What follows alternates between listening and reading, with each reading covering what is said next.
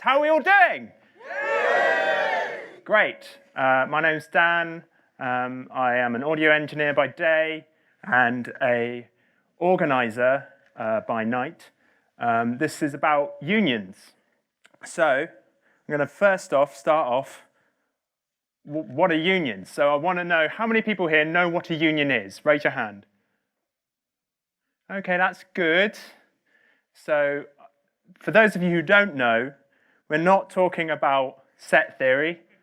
Yes, I did do a maths degree. I was not very good, but this bit I knew. We're not talking about set theory. We're talking about trade unions. And so trade is in any kind of work.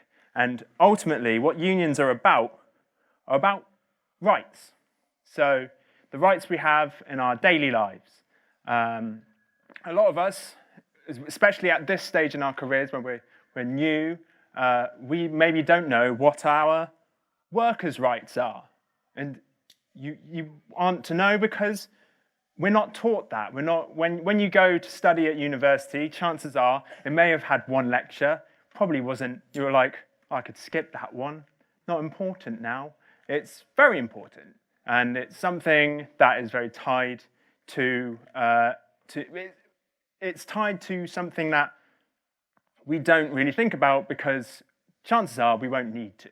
Because companies will say, and this is where I'd like to thank Kezia, the first talk was perfect as like a launch pad into this talk because companies, although they're offering you an opportunity, they're ultimately trying to use you for their gain. And this is where you have to look out for yourself with your workers' rights. So companies are capitalist. They're going to try and use your value. Nathaniel earlier was talking about value and the value that they're putting into you. That value that's what the company cares about. It's not necessarily you, and that's why you have to look out for yourself. And you're not alone because you work at that company with other people. And those workers, if you combine together, that's when you get unions. Some big wall of text. You're not meant to do this in presentations, if you're ever going to do it. But the big things here are that unions are meant to represent workers and employees in big companies and small companies, any size of company, but it's ultimately representing the employees versus the employer. And these are some of the things that they can do for you. So if you have a union, you can get engaged with some kind of democracy. Democracy is fun when it works. So you can practice a little bit actually working in a union where you can vote on things and you go like votes for yay, nay, and it's like you're actually in parliament. It's fun. But you elect workplace reps and branch officers. So I'm an officer of the union, the Game Workers Unite UK union for the West Midlands region, so our region here. And I was elected by people in my region to represent our region. And here are some examples of things that unions in the past have done for their workers. They have made sure that these things are part of your daily lives, part of your working lives, and some of them, a lot of these you might think are taken for granted. They're not. Sometimes employers will try and slip you by, try and get one on you probably because you're new and you don't really know, you maybe don't know your workers' rights. They probably don't think you're in a union because the tech industry, we're not particularly well unionized at the moment. So we're particularly vulnerable to this kind of thing. And then if you're really thinking about what's in it for me, huh? What's in it for me? Every union in the UK will provide you with legal support in cases. So you can, if you're getting discriminated at work for any legitimate reason, you should, and you're part of a member of a union, you can talk to your union and they will be like, that's out of order. And then they'll come in and you can sue your company. And then you have a case, and then you get some money, which is great. Yeah, so if that's sounding great, where do I start? Those of you who didn't know about unions earlier, the best starting point is probably for the UK, the miners' strike. If you don't know what that is, some good starting points are Billy Elliot, either the film or the musical. The musical is probably better, in my opinion. We have Tom Holland because of it. So, and Pride, which is a wonderful film about how LGBT people supported the miners' strike. It's all about Maggie Thatcher and that. Yes, thank you. Love those boos. There's going to be a few of these. These are called QR codes.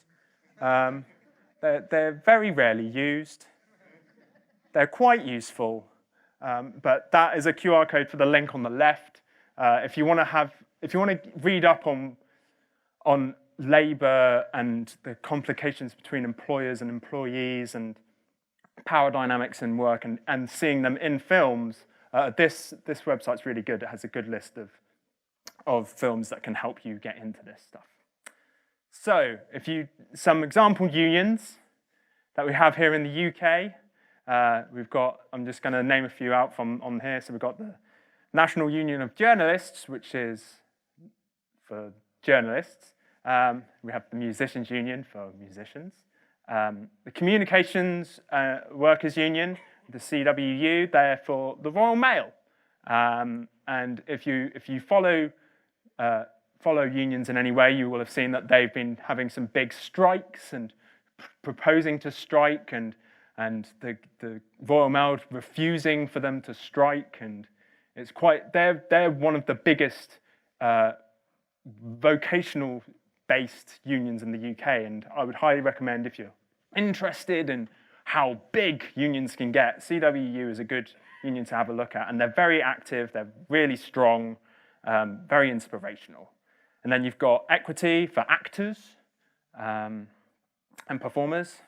And then we've got, on the right-hand side, we've got Unison and Unite. So these are two really big unions. They're massive, and they represent all sorts of workers from various different industries. And another such union is BEC2. So some of you, just going to do another quick query. How many of you are actually in a union? Okay, that's good. Yay. How many of you are with BEC2? One person, two people. Okay, so you know about BEC2. Everyone else, so BEC2 is for Broadcasting, Entertainment, Communication, and Theatre Union. And they have a small little games sector.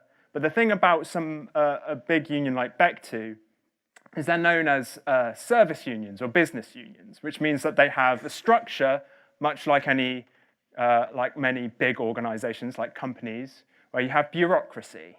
And so you have levels to that. And that can be good. It means that it's quite efficient and well run. But it does mean that it is maybe less radical. It's not going to create large changes to an industry. And especially a broad union like BEC2 is going to be looking after various different avenues, so they haven't necessarily got, they're not tailored to a specific industry. Whereas if we look at a union like IWGB, which has been coming up in the news a lot recently, they like to make a lot of noise. It's the Independent Workers of Great Britain. I won't go into why it's called Independent Workers, because it's a very long story. But basically, the independent doesn't mean self-employed. It just means it's from the history from which the union came.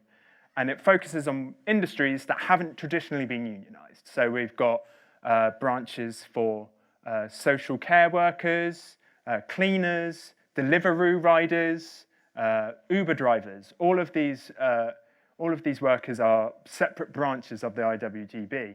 And the thing about IWGB is it's lightweight and it's got a flat structure, as opposed to a hierarchy, which is the way I kind of used it is it's kind of like a bootstrap for unions. So it's like, what's the very minimal you want? And IWGB offers that, which is basically legal support and a very strong kind of press team who are very active and get news out very quickly.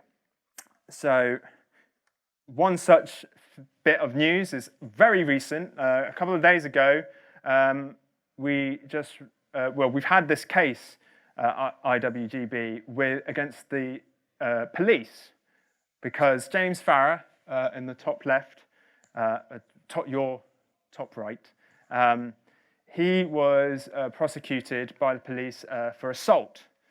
He used a megaphone. He didn't whack someone around the head with it. He just was using it. And the police were trying to accuse him of assault. Luckily, the judge thought that was bollocks. So threw that out. So now IWGB and James are trying to sue the police. And another QR code there and link there to that. And you'll see slides available, I think, later, so you can follow that through. But that gives you a bit more information on that. And this also is in order to sue the government, they're going to need a bit of funds. Because it's lightweight, because it's quite radical, they're not a big union and big unions do have big pots of money. They're very much in the same kind of kettle of fish as kind of non-profits, charity, where they need to do a lot of fundraising. So if you think our right to protest should be defended and you've got a spare £5, you should definitely maybe pop that into the pot. So IWGB leads us into Game Workers Unite UK. So Game Workers Unite UK is a branch of IWGB, and as using the bootstrap that IWGB is, we were like, oh, that sounds nice. We'll use that, and then we've created our own union, which is Game Workers Unite UK, branch of IWGB. And it's rank and file unionism, where we're all equal. No one has more power than anyone else, but everybody has an equal vote and an equal voice. The only things that where there are positions, there's responsibility, but that doesn't necessarily mean you have power.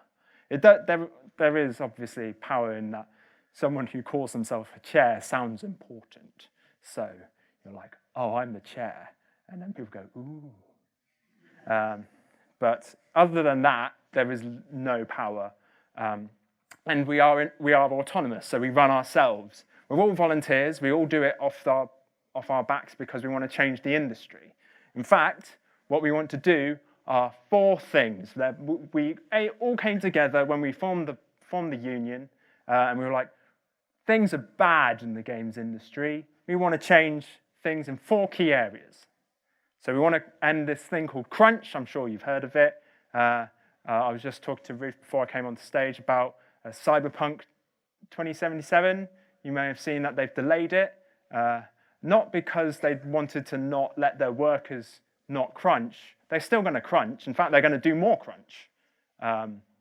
This is exactly what we want to stop.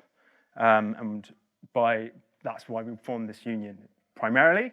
But we also want to improve diversity and inclusion efforts across the UK, because it's incredibly CIS white. I mean, I'm case in point, but I hope I'm trying to change that. It's not great, and we need to do better, and we want to work with all sorts of people in the games industry to improve representation. We also want to support people who have been abused. This is an area that we're very proud that we've won lots of cases for our members. So we've been going just over a year, and we've helped people who have had harassment and discrimination at their workplaces, and we've helped those people in cases. And then finally, we want to try and create security because when a game is being developed, there's bugs, and people have to find those bugs. Those wonderful QA people often are on 0-hour contracts.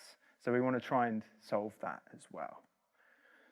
And some other examples of where organizing is happening, Riot Games over in LA, you might know them from League of Legends, but they've been in the news a lot in the last couple of years because they have an inherent sexist culture that was exposed through Kotaku, and then some female employees sued Riot, and then there were walkouts, and this was a great example of organizing, and it's crucial to state that they haven't got a union yet. So organizing doesn't require unions. Unions are ultimately a product from organizing. And that's why I want you to take that in, because the tech industry hasn't really got any bespoke unions yet. Another example is this is a great video. I'm just going to leave the QR code there, and you can find it later, or you can Google or DuckDuckGo it. I'm divorcing myself from Google at the moment. PMG is People Make Games. It's a YouTube series by Chris Bratt, who used to work at Eurogamer, and it's a great example of what unionism looks like, because it's Blizzard were trying to fire 100 and something people in France, and then hire them again for cheaper in Ireland. And this video goes into all of the issues with that and how the unions. France has got a great history of unionism. I don't know if that's a word. Unions there. So if you want to go and look into that, I highly recommend watching this video. But a lot of you, okay, another raise of hands. I'm enjoying seeing the hands. Who here works in video games? Hi, Beck. Beck came with me. So none of you work in video games, which is fine, because it's not just, as I was saying, it's not just video games. This, in fact, should bleed out into other areas, and we've been seeing walkouts at Google. And in fact, just last November, 4 employees were fired, and they think it was for organizing efforts. So to provide some context, those employees working at Google and then might be trying to get some union or organizing efforts happening at the workplace, maybe organizing meetups outside of work, and then Google, it's possible they might have used some documents to share around things, and then Google fired them, and that is something called union busting. Boo. Union busting sucks. And so this is something we want to make sure is quashed a lot. And so that's where we're going to see in America code CWA and going to see hopefully those Google employees and other people in tech and games, because what in America you can see is there being a kind of the sisterhood of tech and games coming together to form a branch of the union, which is CWA over in America, to create code CWA. AOC tweeted about it, which is awesome. And this is an example of what hopefully tech organizing in the UK might look like. So that brings me nicely on to the Tech Workers Coalition. Who here has heard of the Tech Workers Coalition? Few people. Okay, that's great, because that means the rest of you, this is new. The Tech Workers Coalition is ultimately a movement very similar to so Game Workers Unite UK is a union, but was formed out of an international movement called Game Workers Unite, which is not a union, but is an effort to create organizing and hopefully unions in various places around the world. And Tech Workers Coalition is trying to do exactly the same. It's trying to get people at workplaces to talk to each other about organizing, and put those people together. And they have a great website that I'd highly recommend you checking out, and I've got a link later. So I'm going to quickly go over reasons why organizing is good, and why I hope that some of you today will go away, go to Tech Workers Coalition website and join the Slack and take part of the conversation. It's a great way to meet new people and create safe spaces. If you haven't heard the term safe space yet, it's something that is becoming more common in workplaces and outside of workplaces. It's the idea of trying to create places with good codes of conduct, such as this event that you're here today. I would regard this as a very good safe space for people to feel like they can come here without being harassed or discriminated against. And you could organize similar meetups in your hometowns. Find a pub, use a free service like Eventbrite, or there are other services available. And also, I'd highly recommend try to keep it dry, like this event as well, because there is a growing trend that alcohol is just not great in social meetups. It's nicer to use other methods to comfort people, do some ice breaking. You could use those tips that Matthew had earlier. They're great. But it's about meeting new people and meeting new people together to learn about something that a lot of us really don't. I didn't know anything about unions 2 years ago, and here I am today. It's about, you could learn about the history of unions in our country and in Europe. You would also, it's a great stepping stone into other areas of activism. So I'm sure you've seen all the stuff about Extinction Rebellion. If you were ever interested in trying to do some climate change activism, this is a perfect stepping stone. In fact, one of the previous members of the exec for our union at Gameworkers Unite UK now does environmental climate change activism. And similarly, I was very invested in this election, more than I have before. And that, I think, was down to unionism, because I now feel more passionate about improving the life for everybody. And it's a great way to learn new skills that you probably can't get elsewhere. It's not, you can learn some of these skills at work, of interpersonal communication skills, but there's also a lot of learning workers' rights and learning something that is very different to our very technical expertise. Being in an environment which is divorced from that is a great way to learn new skills. Just checking the time. Oh, I'm doing great. It's also incredibly rewarding because, as I said earlier, the union that I helped form has changed lives. It's helped people who are worse off. And this is another reason why maybe you should join a union, is because if you feel pretty good, I'm feeling pretty great.